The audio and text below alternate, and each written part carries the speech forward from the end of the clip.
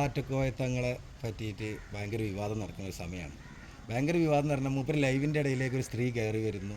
എന്നിട്ട് ഞാൻ പോകില്ല എന്നൊക്കെ ഷാട്ടിയും പിടിക്കുന്ന ഒരു വോയിസൊക്കെ പുറത്ത് വന്നിട്ട് വളരെ വിവാദ ഒരു സാഹചര്യത്തിലാണ് ഞങ്ങൾ ഈ വോയിസിൻ്റെ ഉറവിടം ഇതെങ്ങനെയെന്ന് അന്വേഷിക്കുകയും ഇതാരാ ആളെന്ന് അന്വേഷിച്ച് തിരഞ്ഞ് നിങ്ങളെ കണ്ടുപിടിക്കുകയും ചെയ്തു. അപ്പോൾ നിങ്ങൾ പേര് പറഞ്ഞോട് പ്രയാസമുണ്ടോ? ഇല്ല. നിങ്ങൾ പേരെന്ന് പറയും. നിങ്ങളെ വോയിസാണോ അതിൽ കേൾക്കുന്നത്? എന്താണെന്ന് സത്യത്തിൽ സംഭവിച്ചത്? എന്താണ്, എനിക്ക് 2 ദിവസം മുന്നേ ഒരു മാനസികമായിട്ടുള്ള ഒരു അസ്വസ്ഥത വന്നു. അപ്പൊ ഇവിടെ വരണം എന്നുള്ളൊരു തോന്നി, തങ്ങൾപ്പാനെ കാണിക്കണം എന്നുള്ളത് തോന്നി. അങ്ങനെ ഞങ്ങള് അതിൻ്റെ അവൾക്ക് വയ്യാന്ന് കണ്ടപ്പോൾ വീട്ടിലേക്ക് വിളിച്ച് വരുത്തിയതാണ്. അങ്ങനെ വീട്ടിൽ നിന്ന് വന്നപ്പോൾ രാത്രി പറഞ്ഞു നമുക്ക് നാളെ നേരം വെക്കുമ്പോൾ തങ്ങൾപ്പാൻ്റെ അടുത്തേക്ക് പോവാന്ന് പറഞ്ഞു.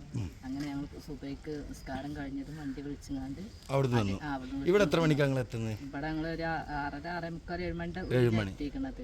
ആ സമയത്ത് തങ്ങൾ ലൈവിലാണ്. അപ്പോൾ ഇവിടെ മുറ്റത്തെത്തിയതും അവിടെ എത്തിയതും ഓള് പിന്നെ ഞാൻ അവിടെ പോവാന്നും പറഞ്ഞാണ്ട് ഓടി എൻ്റെ കൈ വിട്ടുങ്ങാണ്ട് ഓടി വന്ന് ഷാട്ടിയും പിടിച്ചു. അതിനെ വാശി പിടിച്ചിട്ട് ലൈവ് നടത്തുന്ന റൂമിൻ്റെ അവിടെ ഓടി ചെന്ന് കയറിയതാണ്. എന്നിട്ട് അവിടെ ചെന്ന വാതിലിൽ ചെന്നിട്ട് അടിച്ചു. അപ്പോഴാണ് തങ്ങൾ ഇറങ്ങി വരുന്നത്. അപ്പോൾ ഇതിൽ ഈ യൂട്യൂബിൽ ആഘോഷിക്കുന്ന ആളുകൾ, അതായത് വിമർശകർ, അങ്ങനെ തന്നെ പറയാം, അവർ പറയുന്ന ചില കാര്യങ്ങളുണ്ട്. തങ്ങൾ ലൈവിൽ നിന്ന് ഇറങ്ങി വന്ന് ഈ സ്ത്രീയെ അടിക്കുന്ന സൗണ്ട് കേൾക്കുന്നുണ്ട്.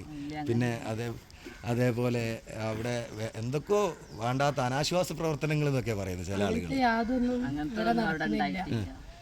നിങ്ങൾ എന്നിട്ട് ഇതിൻ്റെ പേരിൽ നിങ്ങളോട് ആരെങ്കിലും ഇതിൽ ചോദ്യം ചെയ്യുകയോ അല്ലെങ്കിൽ നിങ്ങൾക്ക് എന്തെങ്കിലും പ്രയാസം, തങ്ങൾ വീട്ടിലേക്ക് മജ്ലിസുമായി ബന്ധപ്പെട്ട് എന്തെങ്കിലും പ്രയാസം ഉണ്ടായിട്ടുണ്ടോ? ഒന്നും ഉണ്ടായിട്ടില്ല.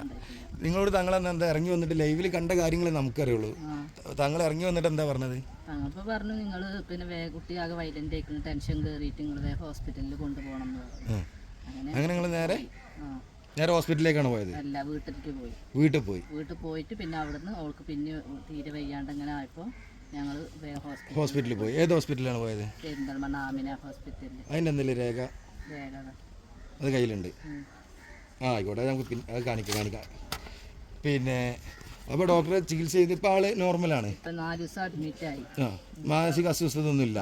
അപ്പോഴേക്കും നിങ്ങളെ ശബ്ദം, നിങ്ങൾ പറയാൻ പറ്റില്ല, നിങ്ങളുടെ ശബ്ദം ലോകം ഒട്ടാകെ ആഘോഷിക്കുകയാണ് അല്ലേ? എന്തായാലും ഈ ഒരു സത്യം ജനങ്ങളിലേക്ക് എത്തിക്കുന്നതിന് വേണ്ടിയിട്ടാണ് ഈ വീഡിയോ ചെയ്തിട്ടുള്ളത്. ഹാമിദ് ആറ്റക്കോയ തങ്ങളെക്കുറിച്ച് നിരന്തരം പലതരത്തിലുള്ള വിവാദങ്ങൾ ഉണ്ടാക്കാൻ യൂട്യൂബർമാർ മത്സരിക്കുന്നൊരു കാലഘട്ടമാണ്. അതിനിടയിൽ ഒരു സത്യം ജനങ്ങൾക്കിടയിലേക്ക് എത്തിക്കാൻ കഴിഞ്ഞു എന്ന ആത്മവിശ്വാസത്തോടെ വീണ്ടും മറ്റൊരു വീഡിയോയുമായി കാണും വരെ അസ്സലാമു അലൈക്കും.